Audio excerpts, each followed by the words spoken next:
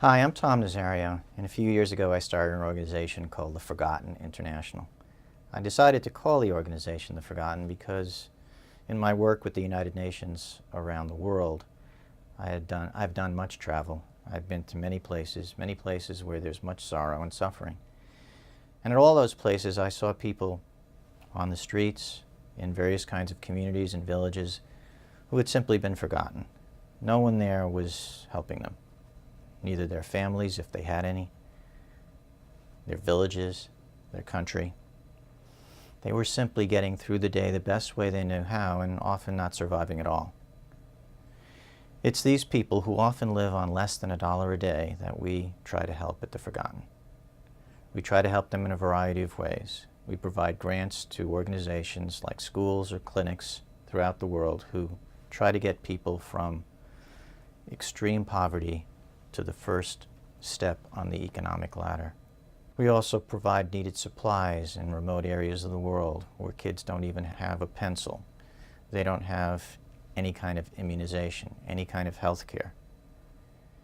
We also send individuals through various parts of the world to simply help, service projects. And this year we've tackled a new project. This year what we've decided to do is create a book and accompanying documentary called Living on $1 a Day, which will capture the lives of people and their stories. How do they take care of their children? What kind of work do they do?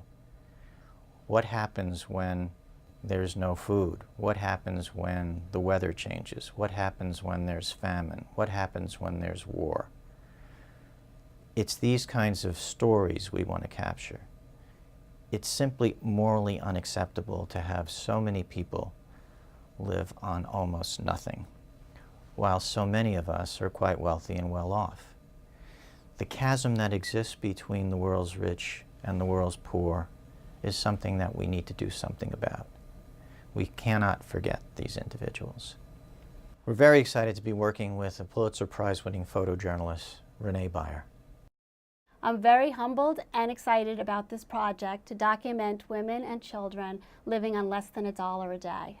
I'm hoping to bring empathy and compassion through my photographs to bring awareness for this book project so that people will understand the plight of the less fortunate. While in Africa, I photographed a 2-year-old little boy who was burning wood to make coal. His village chief said, "Those that don't work don't eat." So he worked in 104-degree heat to earn the right to eat a few grains of rice. I'm hoping through my photographs and the creation of this book to bring awareness and compassion to the people who have been forgotten.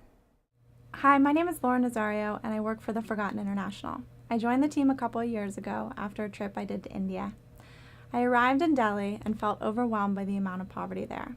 There were families living underneath the highways and alongside roads, and ragged children running everywhere, and I found myself having to put on blinders just to navigate my way through the streets of Delhi. Through my work with The Forgotten International, I now understand that these people often have the most compelling stories and the most interesting stories, and that their stories should be shared.